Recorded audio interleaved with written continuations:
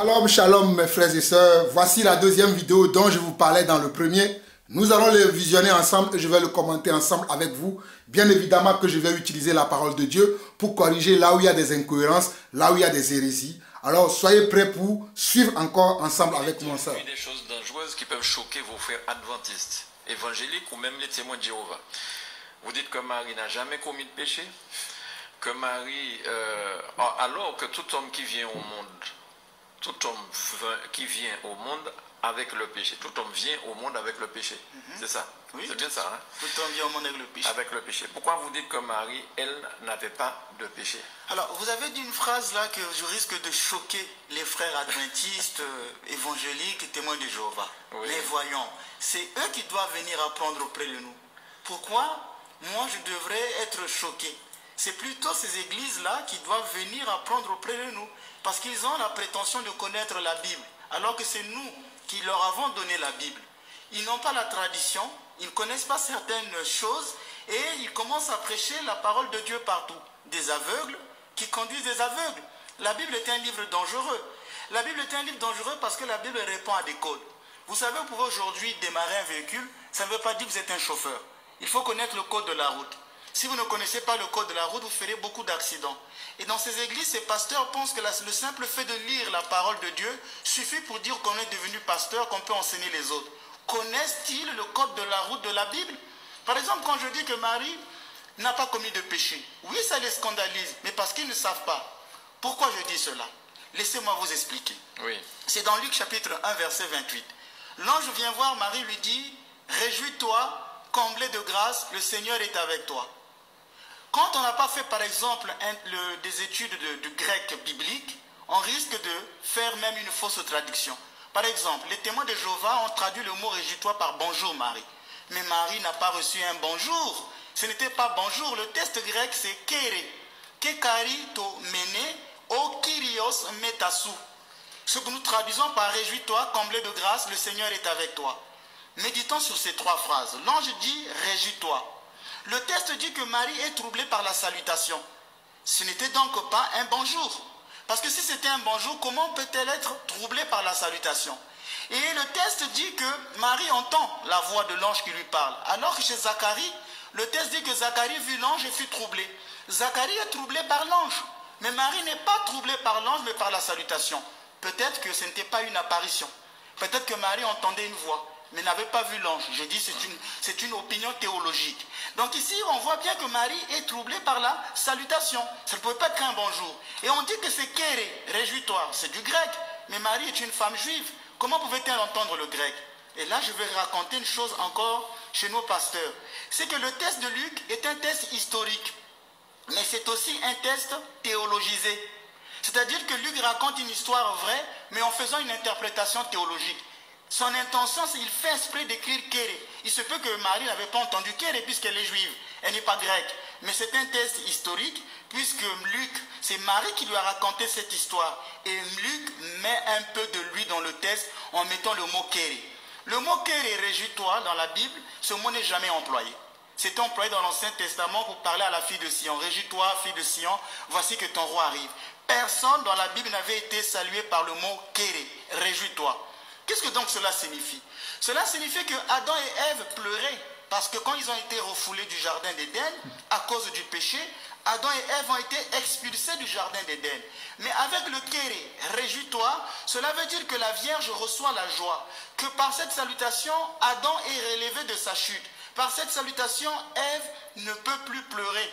Marie personnifie ici la nouvelle Ève qui reçoit la salutation pour dire désormais toi, tu es dans le jardin de la grâce. Donc ce réjouis-toi, ce kéré, exprime que Marie est dans le jardin de la grâce, que par elle, l'homme est relevé de sa chute, que par elle, Ève ne peut plus pleurer, que par Marie, la création entière reçoit la joie. Mais quelle est cette joie si ce n'est pas être libéré du péché? Puisque là, le salut est antérieur au péché. Au début de la création, l'homme et la femme marchent nus. Ils sont là en contact avec Dieu. Chaque soir, Dieu venait à la rencontre de l'homme. C'est le péché qui crée une rupture ontologique entre... Mes chers frères et sœurs à travers le monde, il faut que j'aille pas à pas parce que le monsieur, il va dans tous les sens. Seigneur, aide-moi. Il a dit que Marie, dans la question qu'on lui a posée, la question que le journaliste ou l'animateur de l'émission lui a posée, c'était de savoir pourquoi vous dites que Marie est sans péché. Vous voyez comment il va hors contexte, il va taper à gauche, droite, il va partout. On dit, pourquoi tu dis Marie est sans péché, n'a pas de péché? Il dit, parce que Marie a reçu une salutation particulière. Parce que Marie a reçu une salutation qui est différente de la salutation que Zacharie a reçue. Après avoir insulté les autres prédicateurs, après avoir dit que les autres prédicateurs ne savent rien, que ce sont eux qui doivent nous donner l'enseignement pour que nous puissions savoir comment nous devons marcher dans la foi. Mais ce monsieur a de sérieux problèmes. Hein.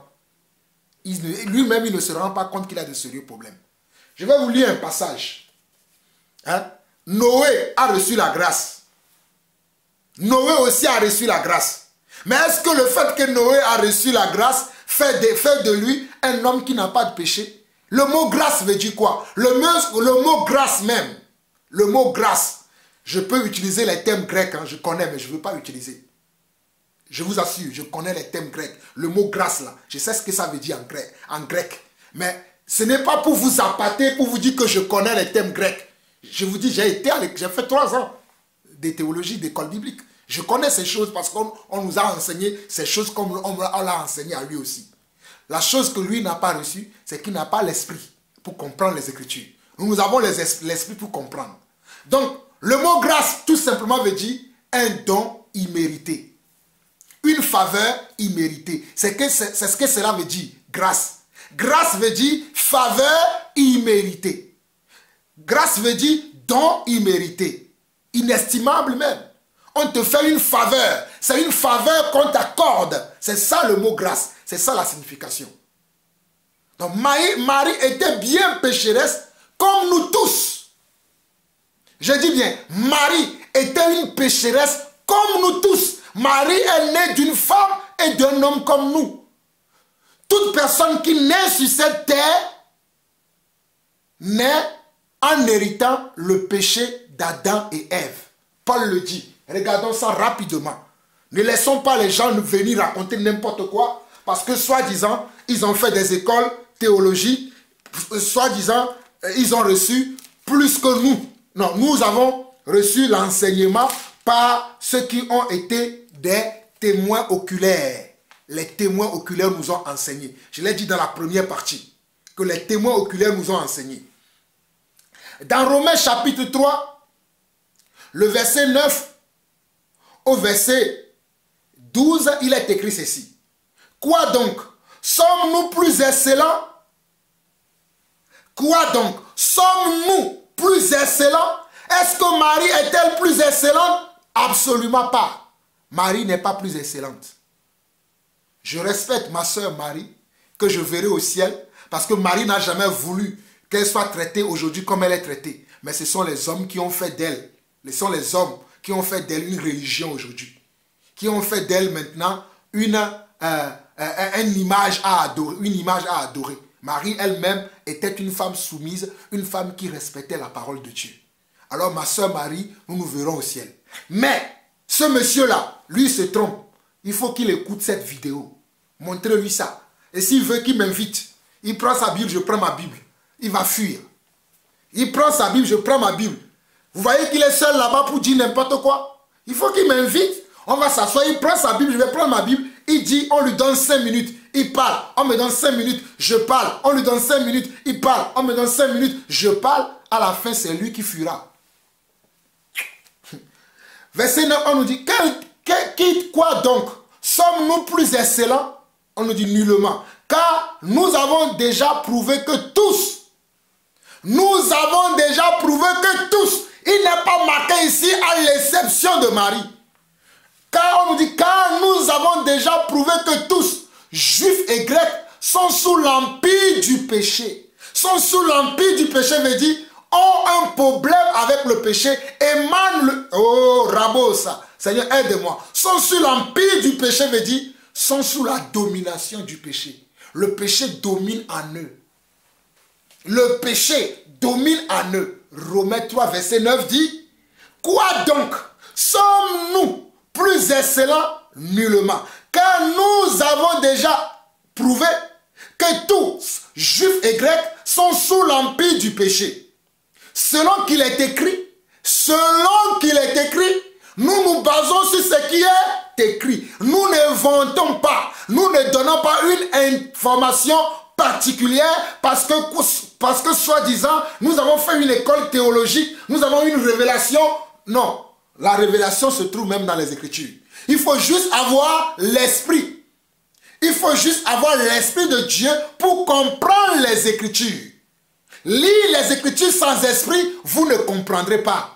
Mais si vous avez l'esprit, vous comprendrez les Écritures. Je répète encore, quand tu as les Écritures sans l'esprit, tu ne comprends pas. Tu peux dire de n'importe quoi. Mais si tu as l'esprit, tu comprendras ce que tu lis. Alors il est écrit, selon Romains 3, verset 10, selon qu'il est écrit, il n'y a point de juste, pas même un seul.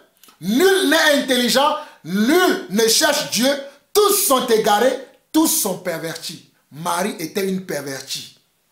Cher monsieur le padré, le curé, je ne sais pas le nom que tu as, mais voilà.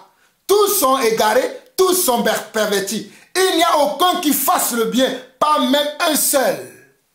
Il n'y a aucun qui fasse le bien, pas même un seul. Nous sommes dans Romains 3 et je vous ai lu le verset 9 au verset 12. Il n'y a même pas un seul. Donc où était Marie lorsque Paul écrivait ceci? Marie était encore sur terre. Parce que Marie était dans la chambre haute. Où les enfants de Dieu, alléluia, les disciples ont reçu le Saint-Esprit. Marie était là. Paul a vu Marie. Si, oh alléluia. Pourquoi Marie n'a pas dit à Paul, Paul, arrête ce que tu écris là. Hey, moi, j'étais une exception. J'étais une exception par Dieu. Bande de menteurs, bande de malfrats, bande de voleurs. Vous ne pouvez pas voler la gloire de Dieu. Dieu a dit qu'il n'y a pas un seul qui soit juste. Voilà pourquoi Dieu a dit à Marie que tu as obtenu une grâce. Elle n'est pas juste, mais Dieu lui fait la grâce. Comme Noé à son époque a reçu la grâce. Comme Abraham à son époque a reçu la grâce. Noé non plus n'était pas juste. Mais c'est Dieu qui lui a accordé sa grâce. Comme Marie n'était pas juste, sainte, mais c'est Dieu qui lui a accordé la grâce. Nous allons voir la prière et nous allons voir le message de l'ange plus tard. Mais revenons et écoutons encore ce monsieur qui se croit être érudit, mais qui ne raconte que des âneries. Je répète encore, il ne raconte que des âneries. Je vais reculer un peu. Et donc, par le réjouis-toi, Dieu veut exprimer une histoire vraie, mais en faisant une interprétation théologique. Son intention, c'est qu'il fait exprès d'écrire Kéré. Il se peut que Marie n'avait pas entendu Kéré puisqu'elle est juive. Elle n'est pas grecque. Mais c'est un test historique puisque Luc, c'est Marie qui lui a raconté cette histoire. Et Luc met un peu de lui dans le texte en mettant le mot Kéré. Le mot Kéré, réjouis-toi, dans la Bible, ce mot n'est jamais employé.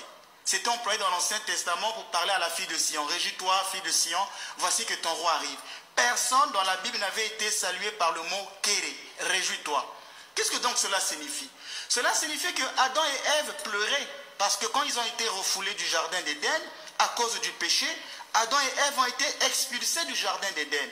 Mais avec le Kéré, réjouis-toi, cela veut dire que la Vierge reçoit la joie. Que par cette salutation, Adam est relevé de sa chute. Par cette salutation, Ève ne peut plus pleurer. Marie personnifie ici la nouvelle Ève qui reçoit la salutation pour Dieu. Désormais, toi, tu es dans le jardin de la grâce. Donc, ce réjouis-toi, ce Kéré, exprime que Marie est dans le jardin de la grâce, que par elle, l'homme est relevé de sa chute, que par elle, Ève ne peut plus pleurer, que par Marie, la création entière reçoit la joie. Mais quelle est cette joie si ce n'est pas être libéré du péché? Puisque là, le salut est antérieur au péché. Au début de la création, l'homme et la femme marchent nus et ils sont là en contact avec Dieu. Chaque soir, Dieu venait à la rencontre de l'homme. C'est le péché qui crée une rupture ontologique entre l'homme et Dieu. Et donc, par le réjouis-toi, Dieu veut exprimer à Marie que désormais, la grâce, elle est là. elle est première. Donc, comme c'est pourquoi disait Saint André de Crète, c'est un père de l'Église. Et là, c'est pourquoi j'invite les pères, les protestants à ne pas lire que la Bible, à lire aussi les pères de l'Église. Les Saint André de Crète disait, réjouis-toi, toi l'instrument de la joie par laquelle a été ôtée la punition de la malédiction qui était le fruit de la transgression d'Adam et Ève. Et au lieu de la malédiction qui était le fruit de la transgression d'Adam et Ève, l'homme a reçu le droit à la joie et au bonheur auprès de Dieu. C'est pourquoi Marie est troublée par la salutation. Ce n'était pas un bonjour comme l'écrit les Bibles de témoins de Jéhovah. L'ange va rajouter, il va dire à Marie, comblée de grâce. Réjouis-toi Marie, comblée de grâce. Certains en Bible ont dit, réjouis-toi toi en qui une faveur a été faite. Évitez de tromper les gens. Repartez vers les textes originels et les textes originaux. À cesser de tromper les gens. Ce n'était pas toi qui a reçu une faveur. C'était comblé de grâce. Et Marie dans la Bible est la seule femme à recevoir ce titre de comblé de grâce. C'est la seule femme. Vous qui aimez prêcher sur Sarah, qui aimez prêcher sur Ruth, les femmes de l'Ancien Testament, mais relisez la Bible dans toute sa plénitude. Personne n'avait été salué par le terme comblé de grâce. Et encore, c'est un archange qui le dit. C'est un archange, ce n'est pas n'importe quel ange, c'est l'ange Gabriel qui lui dit, mais toi tu es comblé de grâce. Aucune femme n'avait été saluée par cette salutation. Que signifie le mot comblé de grâce? Dans le grec, c'est kékaritomen. C'est une traduction, c'est un verbe qui vient du karitou, qui a donné charisme. C'est un passif grec qui veut montrer qu'en toi, il y a quelque chose de stable. Dernièrement, je vous disais, si je dis, il est en train de mourir, c'est une action qui se fait. Il est mort, l'action est définitive. Et donc c'est un passif qui montre qu'en Marie, il y a quelque chose de permanent, comblé de grâce. En d'autres termes, sans péché. Tu es sans péché. Cette salutation montre que Marie est gratifiée d'une grâce permanente et stable. Or, quelle est cette grâce qui ne viserait pas la libération du péché? Marie est donc la première rachetée, en prévision des... Vous avez vu? Vous avez vu l'hérésie de ce monsieur? Waouh, quelle hérésie. Donc le fait que l'ange est venu dire à Marie, vous êtes comblée de grâce, ça fait d'elle la première rachetée. Quel mensonge, quel blasphème, quelle hérésie. Car tous sans péché sont privés de la gloire de Dieu. Car tous sont péchés. Voilà ce que les Écritures disent. Car tous ont péché et sont privés de la gloire de Dieu. Voilà ce que nous, les Écritures nous disent. On n'a pas dit qu'à tous ont péché à l'exception de Marie. L'Écriture n'a pas dit qu'à tous ont péché à l'exception de Marie. Hé, Padre, écoute-moi très bien.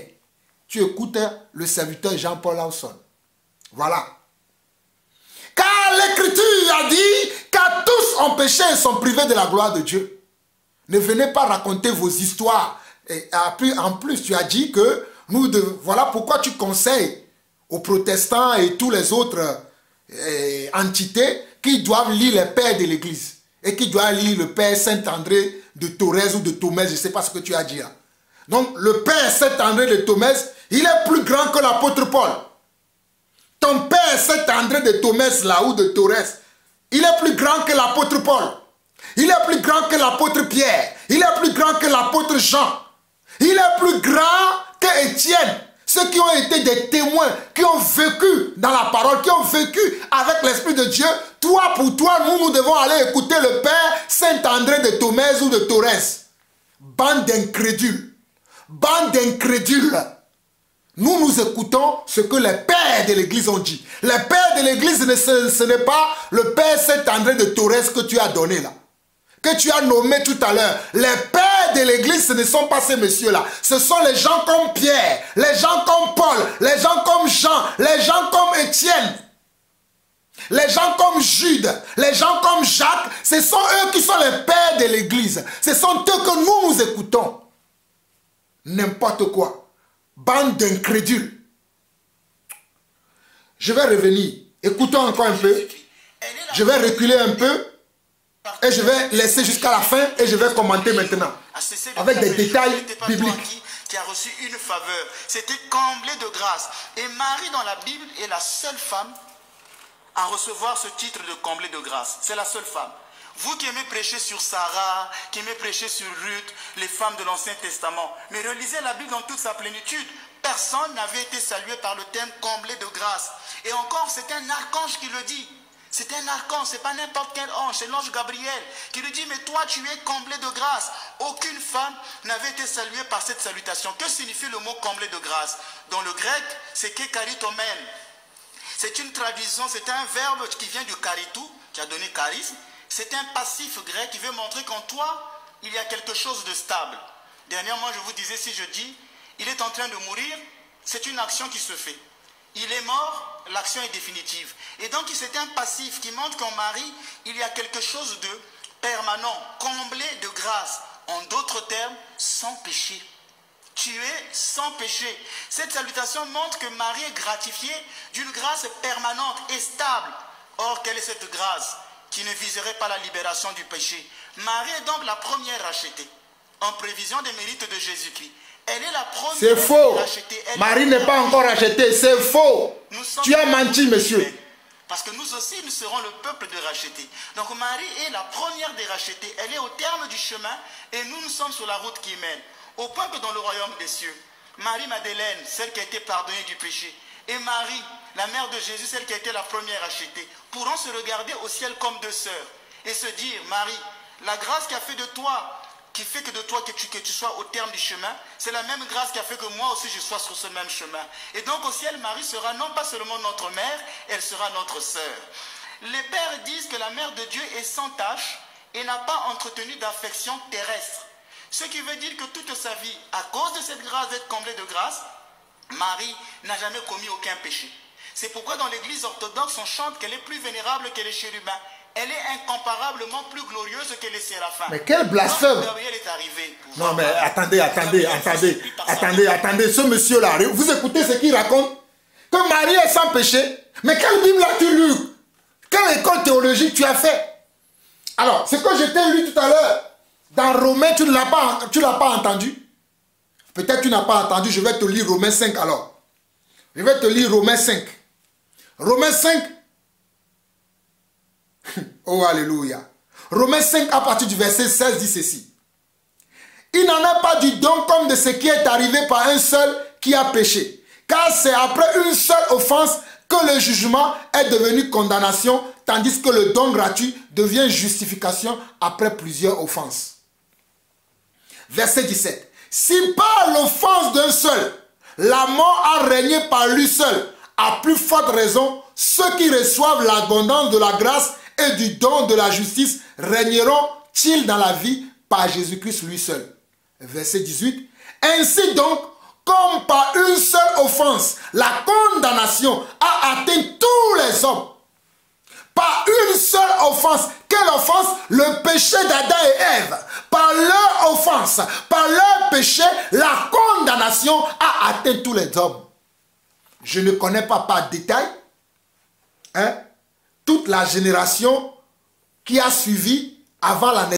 Si on veut compter depuis Adam jusqu'à Marie, le nombre de générations qui a suicidé, je ne connais pas le nombre exact parce que cela n'est pas nécessaire. Mais je sais, selon les Écritures, que à cause du péché d'Adam et Ève, Marie était une femme pécheresse parce que les Écritures le disent. Et nous croyons aux Écritures, nous ne croyons pas au Père Saint-André de Thorez ou de Thomèse. Il est écrit, ainsi donc, nous sommes dans Romains 5, le verset 18, ainsi donc, comme par une seule offense, la condamnation a atteint tous les hommes, de même par un seul acte de justice, la justification qui donne la vie s'étend à tous les hommes. Pas la justification de qui? De Jésus. C'est Jésus qui justifie. Je continue au verset 19. Car, comme par la désobéissance d'un seul, beaucoup ont été rendus pécheurs. Romains 5, verset 19. Car, comme par la désobéissance d'un seul homme, beaucoup ont été rendus pécheurs. Par la désobéissance d'un seul homme. Quel homme? Adam et Ève, alléluia. Comme par la désobéissance d'Adam et Ève, le péché a atteint le monde entier. En d'autres termes, c'est ce que nous pouvons dire. Par la désobéissance d'Adam et Ève, le péché a atteint le monde entier. Mais le monsieur là me vient de dire que Marie est sans péché. Mais tu es un menteur. Tu mens la lumière du jour. toujours comme ça. N'as-tu pas honte?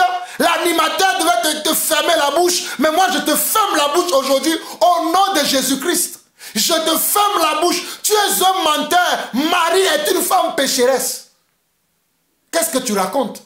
Des hérésies comme ça. Il est écrit dans Romains 5, le verset 19. Car comme par la désobéissance d'un seul homme, beaucoup ont été rendus pécheurs, de même par l'obéissance d'un seul, beaucoup seront rendus justes. Par l'obéissance de qui? De Jésus. C'est Jésus qui a été obéissance. Il a été obéissant jusqu'à la mort de la croix. Et c'est par son obéissance que nous devenons justes. C'est Jésus qui justifie. C'est Jésus qui justifie.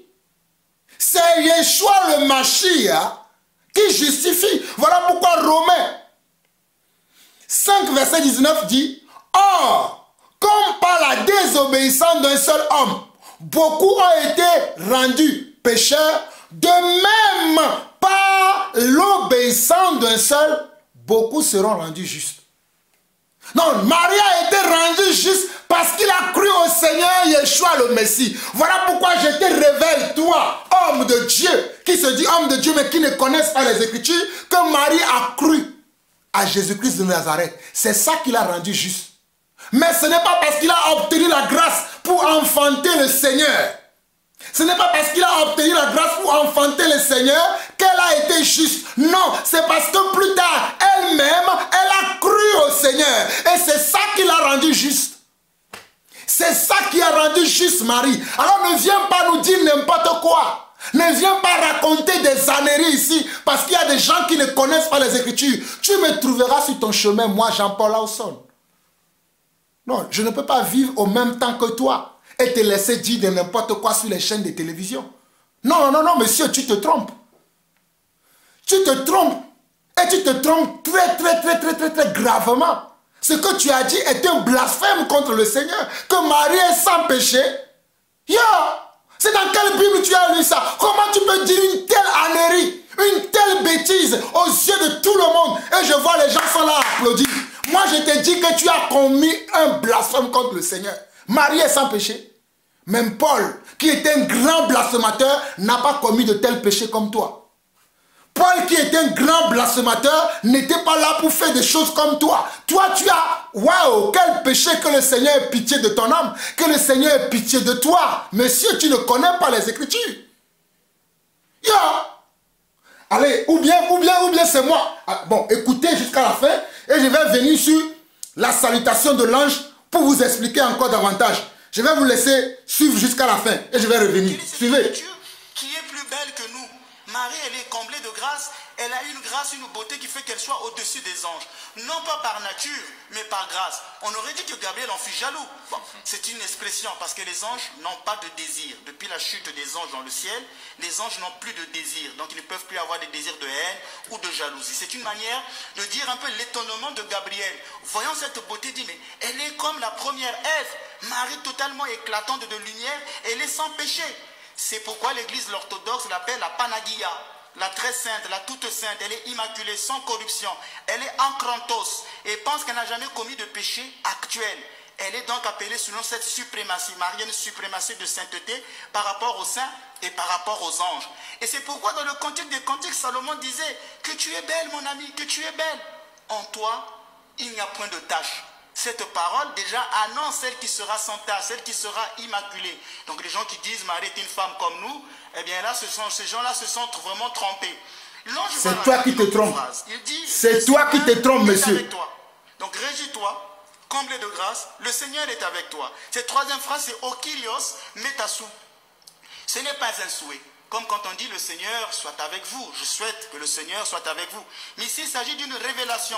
Que Marie ne peut pas se cacher devant Dieu comme Ève. Ève, dans le premier jardin, se cachait. L'homme, où es-tu? J'ai entendu ta voix, j'ai su que tu étais nu, c'est pourquoi je me suis caché. Mais qui t'a dit que tu étais nu? Pourquoi te caches-tu? Marie ne peut pas se cacher devant Dieu, parce que le Seigneur est toujours avec elle. Le Seigneur a toujours été avec elle. Et Genèse 2, verset 25 dira, or tous deux étaient nus, l'homme et sa femme, ils n'avaient pas honte l'un et l'autre. Quand Adam regardait sa femme dans toute cette nudité, il n'y avait pas le sentiment de honte. Cela veut dire que les deux marchaient nus sans distance. Ici, on peut dire que cette phrase de le Seigneur est avec toi, c'est une réminiscence du jardin d'Éden. Réminiscence du jardin d'Éden, pourquoi? Mais bien sûr, Marie, toi aussi tu peux marcher nu. C'est une métaphore. Parce que tu... Alors, vous dites qu'aujourd'hui, vous avez entendu? Vraiment, c'est déplorable. Vous voyez comment ce monsieur déchiquette la parole. Ce monsieur tord les sangs des Écritures. Ce monsieur dit des choses qui sont intolérables, qui sont incompréhensibles. Vraiment, c'est déplorable. Hein? C'est très déplorable, c'est très grave ce que ce monsieur est en train de dire. Je ne sais pas si vous imaginez un peu. Dans la Bible, si nous voyons Luc chapitre 1, ce même passage se trouve dans le livre de Matthieu, de Marc, mais je vais prendre Luc, parce qu'il parlait beaucoup de Luc lui aussi. Et c'est l'évangile de Luc qu'il est en train de commenter. Donc moi aussi je vais prendre Luc. Si nous prenons Luc chapitre 1 à partir du 26e verset, la prière qu'il est en train de déchiqueter, qu'il est en train de donner un autre sens au message qu'eux ils ont transformé dans l'église catholique, qui a une branche qui est l'église orthodoxe, où c'est devenu une prière. Regardez ce que la Bible dit, la parole de Dieu dit. Nous sommes dans Luc 1 à partir du verset 26, il dit ceci. Au 6e mois, l'ange Gabriel fut envoyé par Dieu dans une ville de Galilée appelée Nazareth, auprès d'une vierge fiancée à un homme de la maison de David nommé Joseph. Le nom de la vierge était Marie. Ok. L'ange entra chez elle et dit, je te salue, toi à qui une grâce a été faite. Je te salue, toi à qui une grâce a été faite. Je te salue, toi à qui une grâce a été faite. Je confirme ici que Marie n'est pas la seule femme qui a reçu la grâce de Dieu. Noé a reçu la grâce de Dieu. Vous connaissez Noé? Enoch a reçu la grâce de Dieu. Il a même été enlevé. Noé a reçu la grâce de Dieu. Abraham a reçu la grâce. Même Moïse a reçu la grâce de Dieu. Mais continuons. Il dit, et j'ai dit que la grâce est une faveur imméritée. Il dit non, ne dites pas que c'est la faveur. Grâce, c'est... Le mot grâce veut dire, on te gracie de quelque chose. On te fait une faveur de. Faveur de. On te fait un don de. On te donne une mérite que tu n'as. On te donne une mérite que normalement que tu n'as pas. C'est pour ça que c'est une grâce. On te donne une mérite que normalement tu ne devrais pas avoir. Voilà pourquoi c'est une grâce. Ne jouons pas sur les mots. C'est une grâce parce qu'on te donne une faveur. On te donne un don. On te donne une place que normalement tu ne devrais pas avoir. Mais on te fait une grâce. On te fait une faveur. Voilà. Ne jouons pas sur les mots. Je continue. Verset 28. L'ange entra chez elle et dit, je te salue, toi à qui une grâce a été faite. Le Seigneur est avec toi. Troublée par cette parole, Marie se demanda ce que pouvait signifier une telle signification. Mais c'est normal qu'elle soit troublée. Vous savez pourquoi elle était troublée? Parce qu'elle savait qu'elle était une pécheresse. Oh, Marie savait qu'elle était une pécheresse. Mais dis-moi qui suis une pécheresse. Comment se fait-il que le Seigneur pose ses yeux sur moi? Alléluia. That is the revelation. Voilà pourquoi Marie était troublée. Marie était troublée parce qu'elle savait qu'elle était une femme pécheresse. Et qu'elle ne méritait pas la grâce du Seigneur. Mais le Seigneur dira, alléluia, le Seigneur dira dans Romains chapitre 9. Voilà, les gens vont me dire, mais pourquoi tu dis ça? Parce que le Seigneur fait comme il veut. Le Seigneur est souverain, il fait comme il veut. Il n'a pas besoin de mes opinions, il n'a pas besoin de tes opinions. S'il décide d'accorder sa grâce au plus méchant des méchants sur la terre, c'est lui qui a décidé. Quel est ton problème là-dedans? S'il décide d'accorder sa faveur au plus misérable des misérables des hommes sur la terre, c'est lui qui a décidé. Quelle est ta grâce là-dedans? Marie était troublée parce qu'elle savait qu'elle était une pécheresse. Elle connaissait sa situation. Voilà pourquoi elle s'est dit, waouh, pourquoi dans cet état, le Seigneur daigne poser ses regards sur moi? Oh, moi qui suis une femme pécheresse, qui est née d'un homme et d'une femme, qui est aussi issue, comme on l'a vu dans Romains 5, le verset 19, qui est aussi pécheresse, comment Dieu a pu poser ses regards sur moi. Avant de continuer le reste de la lecture, je vais vous montrer dans Romains chapitre 9 ce que Dieu dit. Ce que Dieu dit pour ceux qui aiment nous contredire, que nous disons n'importe quoi. Dans Romains chapitre 9, verset 14 au verset 20, il est dit ceci. Que dirons-nous donc? Y a-t-il un Dieu de l'injustice? Que dirons-nous donc? Y a-t-il un Dieu de l'injustice? Pourquoi Dieu va accorder une grâce imméritée à Marie, mais pas à toutes les autres femmes, pas à tous les autres hommes, pas à tout le monde? Donc, en faisant cette action, y a-t-il de l'injustice en Dieu? Voilà pourquoi cette écriture est écrite dans la Bible. Il est dit, y a-t-il un Dieu de l'injustice? Loin de là. Car il a dit à Moïse, je ferai miséricorde à qui je fais miséricorde et j'aurai compassion de qui j'ai compassion. En d'autres mots, grâce veut dire encore miséricorde. Grâce veut dire encore, c'est le synonyme grâce à son synonyme, c'est la miséricorde. C'est la miséricorde. Oui, je te le dis, Padre. Je continue. Verset 16, ainsi donc, cela ne dépend ni de celui qui veut, ni de celui qui court, mais de celui qui fait miséricorde. Car l'Éternel dit à Pharaon, je t'ai suscité à dessein pour montrer en toi ma puissance et afin que mon nom soit publié par toute la terre. Vous voyez? Je continue. Ainsi, il fait miséricorde à qui il veut et il endurcit qui il veut. Tu me diras, pourquoi blâme-t-il encore? Je vous ai prévenu. Tu me diras, pourquoi blâme-t-il encore? Car qui est-ce qui résiste à sa volonté? Ô homme, toi plutôt, qui es-tu pour contester avec Dieu? Le vase d'argile dira-t-il à celui qui l'a formé, pourquoi m'as-tu formé ainsi? Le vase d'argile dira-t-il à celui qui l'a formé, pourquoi m'as-tu formé ainsi? C'est-à-dire, si quelqu'un qui est ceux qui fabriquent des assiettes, leur nom m'échappe. Hein, il a fait une assiette creuse et une assiette plate. L'assiette plate va dire, pourquoi moi tu m'as formé plate et l'autre tu l'as fait creuse? Parce que c'est celui qui fabrique, qui fait ce qu'il veut. Il donne la forme qu'il veut. Donc Dieu fait grâce à qui il veut. Dieu donne miséricorde à qui il veut. Et Dieu endurcit qui il veut. Ne me posez pas la question pourquoi il est comme ça. Je vous ai montré dans les Écritures. Il fait comme il veut. Alors si nous revenons à la salutation de l'ange à Marie ici, nous étions au verset 28. L'ange entra chez elle et dit, je te salue, toi à qui une grâce a été faite. Le Seigneur est avec toi. Troublée par cette parole, Marie se demande ce que pouvait signifier une telle salutation. Je vous dis parce qu'elle connaissait sa nature. Elle savait qui elle était. Elle savait qu'elle était une femme pécheresse.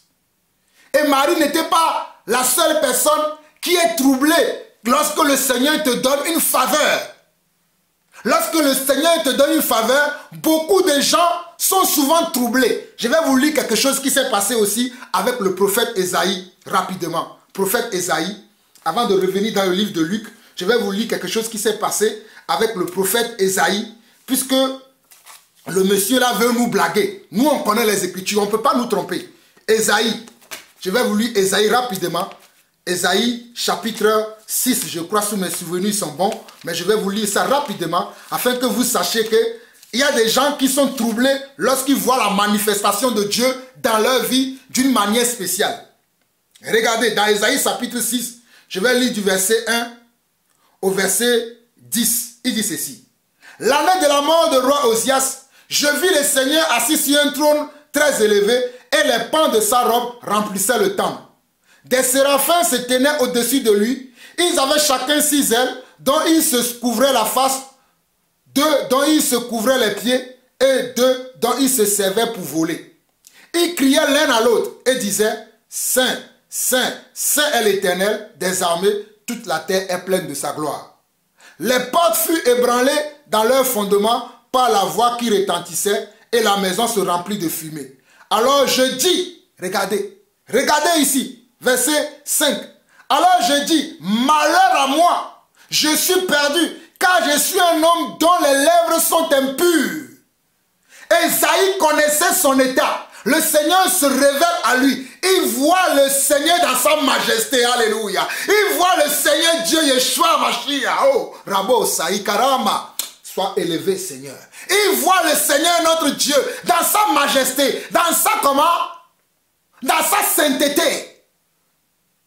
Et il fut troublé. Il dit, waouh, comment moi qui suis un homme pécheur, je puisse accéder à ce spectacle. Esaïe était conscient que parce qu'il était un homme pécheur, il ne pouvait pas avoir accès à ce spectacle. Esaïe le savait. Comme Marie aussi fut troublée. C'est la même chose. Je continue, vous allez comprendre. Verset 5 d'Esaïe 6. Alors je dis, malheur à moi, je suis perdu car je suis un homme dont les lèvres sont impures. J'habite au milieu d'une peuple dont les lèvres sont impures et mes yeux ont vu le roi l'Éternel des armées. Et mes yeux ont vu le roi l'Éternel des armées. C'est là la grâce que Esaïe a obtenue parce qu'il était un homme imparfait. Parce que Dieu dit que personne ne peut accéder à sa présence parce qu'il dans la présence de Dieu, les pécheurs ne peuvent pas avoir accès à la présence de Dieu.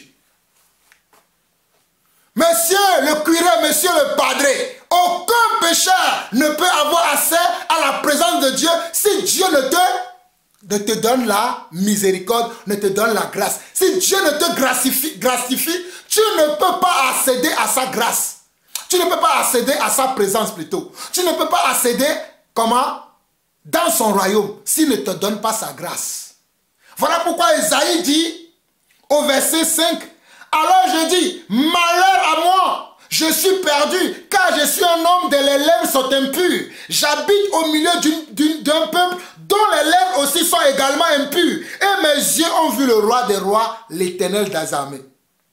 Mais regardez la suite de ce que Esaïe nous révèle. Mais l'un des séraphins vola vers moi à la main une pierre ardente qu'il avait prise sur l'autel avec les pincettes.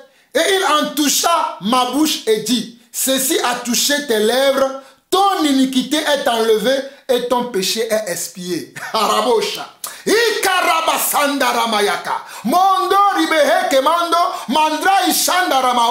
Seigneur, sois béni pour ta parole, car ta parole est une lampe sur nos sentiers, ta parole est une lumière sur nos sentiers. Je ferme maintenant la bouche à ce prédicateur de mauvaise langue qui se croit être un prédicateur véridique. Au nom de Jésus, je lui ferme maintenant la bouche afin qu'il arrête d'annoncer des faussetés au peuple. Il est écrit ici, regardez, Ésaïe chapitre 6, verset 6 au verset 7. Mais l'un des séraphins vola vers moi, tenant à la main une pierre ardente qu'il avait prise sur l'autel avec des pincettes. Et il en toucha ma bouche et dit, ceci a touché tes lèvres. Ton iniquité est enlevée et ton péché est expié. C'est ça qui a permis à ce que Ésaïe puisse tenir dans la présence de Dieu. Sinon, il sera mort. Aucun homme sur cette terre rempli de péché ne peut voir Dieu et rester vivant. C'est écrit dans les Écritures. Il ne pourra jamais rester vivant. Mais pour que tu restes vivant, il faut que tu sois enveloppé de la sainteté de Dieu. Il faut que tu sois enveloppé, alléluia, de la magnificence de Dieu. Il faut que tu sois enveloppé de la gloire de Dieu. Voilà pourquoi Dieu a permis que l'ange puisse aller prendre comment? Oh, cette pierre pour toucher les lèvres d'Ésaïe afin d'expier son péché pour que Ésaïe puisse être saint. Pour que Ésaïe puisse être sans péché devant lui, juste pour un instant. Tu comprends maintenant les Écritures? Donc arrêtez de dire n'importe quoi aux gens. Et le verset 8 dit, j'entendis la voix du Seigneur, qui enverrai-je et qui marchera pour nous? Je répondis, me voici, envoie-moi. Parce que le péché a été ôté, il peut maintenant entendre la voix de Dieu et Dieu va pouvoir l'envoyer. Je vous laisserai lire la suite. Je reviens à Luc chapitre 1, là où nous étions, pour vous dire que c'est très important que nous comprenions les Écritures. Nous étions au verset 29 quand le Seigneur a permis que je puisse vous montrer que la même scène que Marie est en train de vivre, que cet homme-là est en train de dire qu'elle est la seule femme qui a vécu ça. D'autres personnes, il y a plusieurs exemples dans la Bible. C'est parce que je ne veux pas que ma vidéo soit longue. Sinon, je peux vous montrer plusieurs exemples de ce que Marie est en train de vivre. Mais on appelle ça une miséricorde, une faveur, une grâce, un don de Dieu. Je continue. Verset 29. Trouvé par cette parole, Marie se demandait ce que pouvait signifier une telle salutation. L'ange lui dit, ne crains point, Marie, car tu as trouvé grâce devant Dieu. Vous voyez, de la même manière que Marie craignait, c'est de la même manière que Esaïe aussi a dit, malheur à moi, mes yeux ont vu le Seigneur. Malheur à moi, mes yeux ont vu le Saint des Saints. Ici aussi, l'ange va le rassurer pour dire, Marie, ne crains point. Alléluia. Car tu as obtenu faveur. La même faveur, la même grâce, la même miséricorde. Esaïe aussi l'a reçu. Ne nous dis pas qu'il n'y a personne d'autre. Tu as parlé des femmes. Pour extrapoler un peu. Il y a pour plusieurs personnes. Il y a eu des femmes qui ont reçu la grâce de Dieu aussi. J'ai dit, je ne veux pas que la vidéo soit longue. Sinon, je suis capable de te montrer tout ça. On continue. Verset 30. L'ange lui dit, ne crains point, Marie, car tu as trouvé grâce devant Dieu. Et voici la grâce qu'il a obtenue. Voici le terme de la grâce. Voici comment le terme de la grâce. La grâce que, oh alléluia, que Esaïe a obtenue, c'est qu'il devait être un messager. Dieu devait l'envoyer lui en tant que messager pour accomplir une mission particulière. Il te confier une mission. Hey, tu as été à l'école théologique, mais tu es vide de sens. Tu n'as aucune intelligence spirituelle dans la tête. Écoute-moi très bien. Hey, écoute-moi très bien. Je suis Jean-Paul Lawson, l'apôtre du Seigneur Dieu. Tu as été à l'école théologique, mais tu n'as aucune intelligence spirituelle. Tu es dépourvu d'intelligence. Tu n'as aucune sagesse spirituelle. Écoute-moi très bien. Viens t'asseoir, tu vas écouter la vraie parole. Nous avons l'Esprit de Dieu. C'est l'Esprit qui doit t'enseigner la parole. Ce n'est pas l'école théologique qui doit t'enseigner. Celui qui obtient la grâce de Dieu a pour rôle d'accomplir une mission. Je te répète encore, celui qui obtient la grâce de Dieu a pour rôle d'accomplir une mission. Et la grâce qu'Esaïe avait reçue à l'époque, c'était qu'il devait être un messager, un prophète qui devait entendre des messages de Dieu et venir donner au peuple. Voilà ce que Marie, lui, devait faire. La mission de la grâce que Dieu lui a donnée, c'est ça que je vais te lire maintenant pour que tu comprennes que tu es complètement à côté de la plaque. Il dit ici au verset 31. Et voici, tu deviendras enceinte, et tu enfanteras un fils, et tu lui donneras le nom de Jésus. Il sera grand et sera appelé fils du Très-Haut. Et le Seigneur Dieu lui donnera le royaume de David, son père. Il régnera sur la maison de Jacob éternellement, et son règne n'aura point de fin. Et regardez verset 34, c'est que Marie répond. Voilà pourquoi je vous dis que Marie, c'est ma soeur. Marie n'a jamais été une rebelle. Marie n'a jamais été comment? Une rebelle comme l'église catholique et les églises orthodoxes font d'elle aujourd'hui une rebelle. Quelqu'un qui se rebelle contre Dieu. Quelqu'un qui veut être à la place de Dieu. Marie n'a jamais fait ça. Marie était une femme respectueuse. Marie était une femme soumise.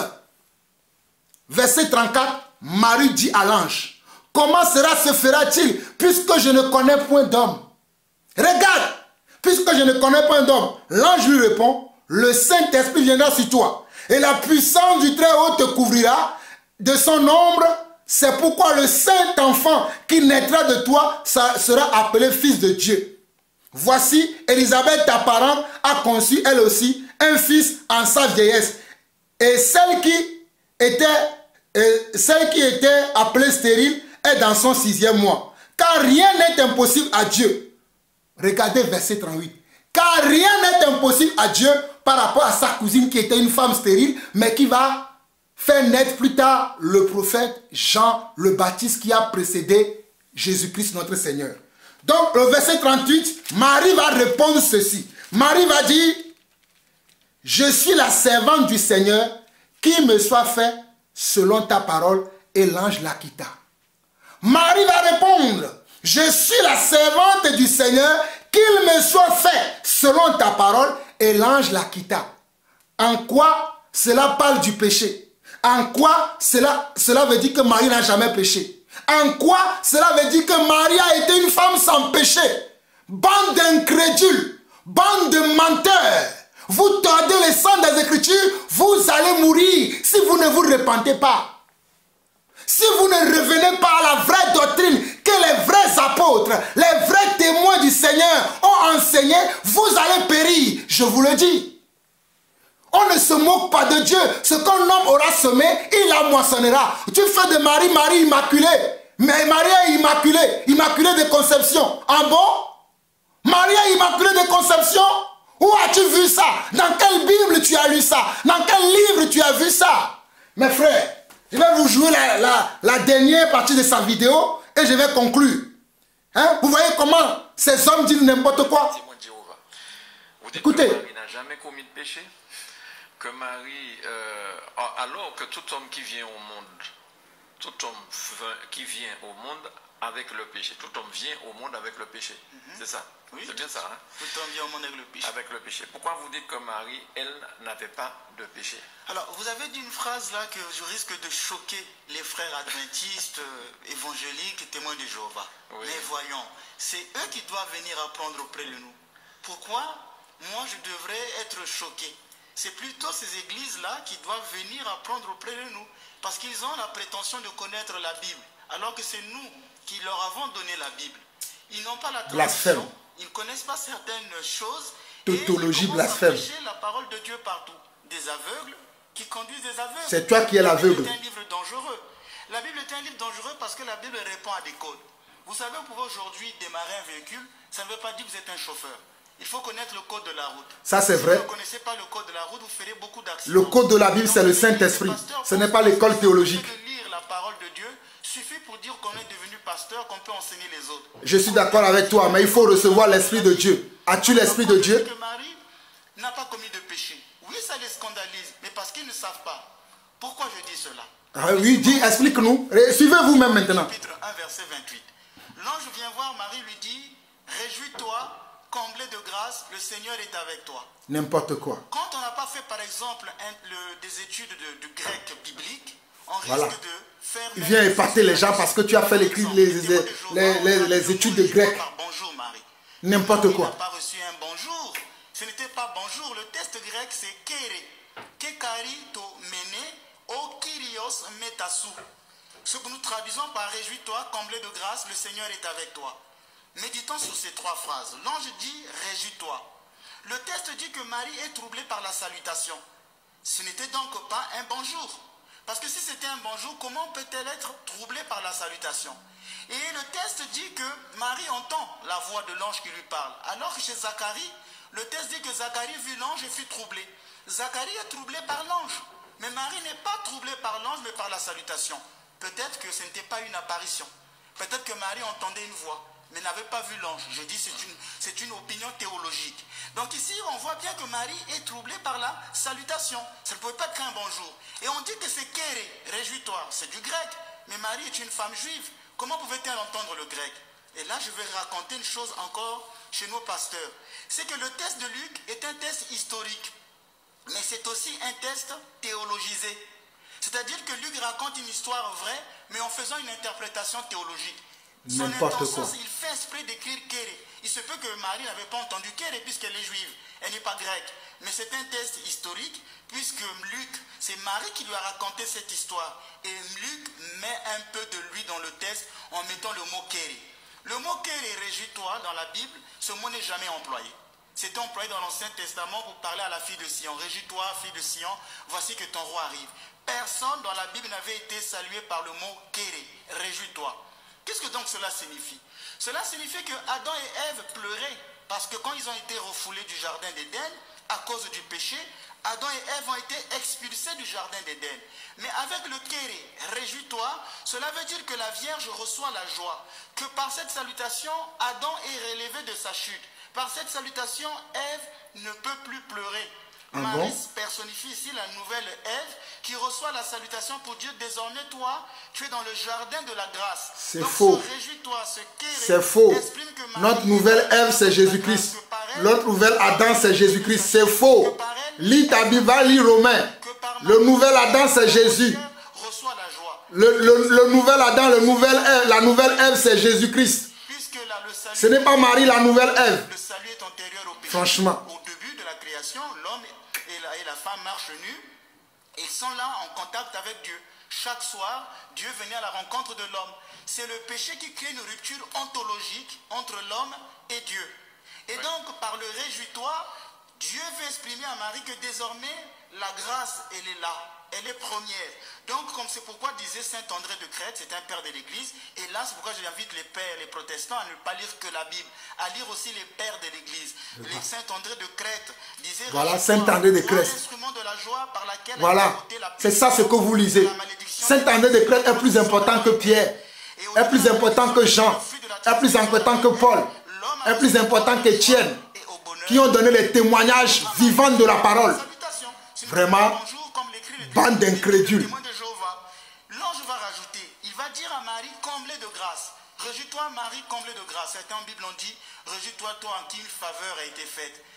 Évitez de tromper les gens. Repartez vers les textes originels et les textes originaux. Cessez de tromper les gens. Ce n'était pas toi qui a reçu une faveur. Grâce veut dire faveur. Grâce veut dire compassion. Grâce veut dire comment? Compassion. Compassion imméritée. Miséricorde imméritée. Don immérité. Arrête tes bobards là. Mais relisez la Bible dans toute sa plénitude. Franchement. Personne n'avait été salué par le terme comblé de grâce. Et encore, c'est un archange qui le dit. C'est un archange, c'est pas n'importe quel ange, c'est l'ange Gabriel qui lui dit, mais toi tu es comblé de grâce. Aucune femme n'avait été saluée par cette salutation. Que signifie le mot comblé de grâce? Dans le grec, c'est kekaritomène. C'est une traduction, c'est un verbe qui vient du karitou, qui a donné charisme. C'est un passif grec qui veut montrer qu'en toi, il y a quelque chose de stable. Dernièrement, je vous disais, si je dis, il est en train de mourir, c'est une action qui se fait. Il est mort, l'action est définitive. Et donc, c'est un passif qui montre qu'en Marie, il y a quelque chose de permanent, comblé de grâce. En d'autres termes, sans péché. Tu es sans péché. Cette salutation montre que Marie est gratifiée d'une grâce permanente et stable. Or, quelle est cette grâce qui ne viserait pas la libération du péché? Marie est donc la première rachetée, en prévision des mérites de Jésus-Christ. Elle est la première des rachetées. Elle est au terme du chemin. Et nous sommes sur la route qui y mène. Parce que nous aussi, nous serons le peuple de rachetés. Donc Marie est la première des rachetés. Elle est au terme du chemin et nous sommes sur la route qui y mène. Au point que dans le royaume des cieux, Marie-Madeleine, celle qui a été pardonnée du péché, et Marie, la mère de Jésus, celle qui a été la première rachetée, pourront se regarder au ciel comme deux sœurs et se dire, Marie, la grâce qui a fait de toi, qui fait que de toi que tu sois au terme du chemin, c'est la même grâce qui a fait que moi aussi je sois sur ce même chemin. Et donc au ciel, Marie sera non pas seulement notre mère, elle sera notre sœur. Les pères disent que la mère de Dieu est sans tache et n'a pas entretenu d'affection terrestre. Ce qui veut dire que toute sa vie, à cause de cette grâce d'être... Au lieu de croire à la Bible, vous croyez au Père. N'a jamais commis aucun péché. Les pères disent, nous croyons aux apôtres. Les pères disent. Elle est incomparablement plus glorieuse que les séraphins. Lorsque Gabriel est arrivé pour voir Marie, mais Gabriel fut surpris par sa beauté, en disant, mais quelle est cette créature qui est plus belle que nous? Marie, elle est comblée de grâce, elle a une grâce, une beauté qui fait qu'elle soit au-dessus des anges. Non pas par nature, mais par grâce. On aurait dit que Gabriel en fut jaloux. Bon, c'est une expression, parce que les anges n'ont pas de désir. Depuis la chute des anges dans le ciel, les anges n'ont plus de désir. Donc ils ne peuvent plus avoir des désirs de haine ou de jalousie. C'est une manière de dire un peu l'étonnement de Gabriel. Voyant cette beauté, dit, mais elle est comme la première Ève. Marie totalement éclatante de lumière, elle est sans péché. C'est pourquoi l'église orthodoxe l'appelle la Panagia, la très sainte, la toute sainte. Elle est immaculée, sans corruption. Elle est ankrantos et pense qu'elle n'a jamais commis de péché actuel. Elle est donc appelée selon cette suprématie, marienne suprématie de sainteté par rapport aux saints et par rapport aux anges. Et c'est pourquoi dans le Cantique des Cantiques, Salomon disait que tu es belle mon ami, que tu es belle. En toi, il n'y a point de tache. Cette parole déjà annonce celle qui sera sans tache, celle qui sera immaculée. Donc les gens qui disent Marie est une femme comme nous, eh bien là, ces gens-là se sont vraiment trompés. L'ange va rajouter une autre phrase. Il dit, le Seigneur est avec toi. Donc réjouis-toi, comblé de grâce, le Seigneur est avec toi. Cette troisième phrase, c'est O Kyrios metasu. Ce n'est pas un souhait. Comme quand on dit le Seigneur soit avec vous. Je souhaite que le Seigneur soit avec vous. Mais ici, il s'agit d'une révélation. Que Marie ne peut pas se cacher devant Dieu comme Ève. Ève, dans le premier jardin, se cachait. L'homme, où es-tu? J'ai entendu ta voix, j'ai su que tu étais nu, c'est pourquoi je me suis caché. Mais qui t'a dit que tu étais nu? Pourquoi te caches-tu? Marie ne peut pas se cacher devant Dieu parce que le Seigneur est toujours avec elle. Le Seigneur a toujours été avec elle. Et Genèse 2, verset 25 dira, or tous deux étaient nus, l'homme et sa femme, ils n'avaient pas honte l'un et l'autre.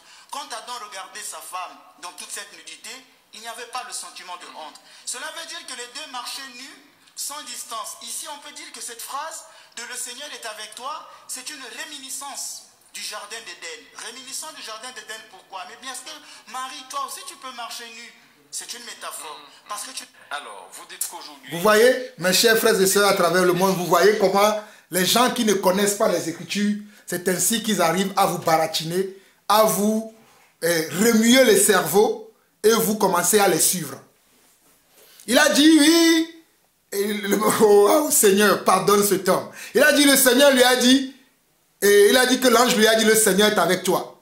Le Seigneur n'a-t-il pas dit à Josué chapitre 1, le Seigneur n'a-t-il pas dit aussi à Josué que je serai avec toi? Le Seigneur n'a-t-il pas dit à Moïse qu'il serait avec lui? Le Seigneur n'a-t-il pas dit à Abraham qu'il serait avec lui? Toutes les promesses que le Seigneur a faites à tous ses serviteurs, à tous ceux qu'il a appelés pour le servir, le Seigneur était toujours avec toutes ces personnes. Tous ceux qui ont reçu une grâce de la part de Dieu, tous ceux qui ont reçu une promesse de la part de Dieu, tous ceux qui ont reçu une révélation de la part de Dieu, tous ceux qui ont reçu une mission de la part de Dieu, Dieu a été toujours avec eux.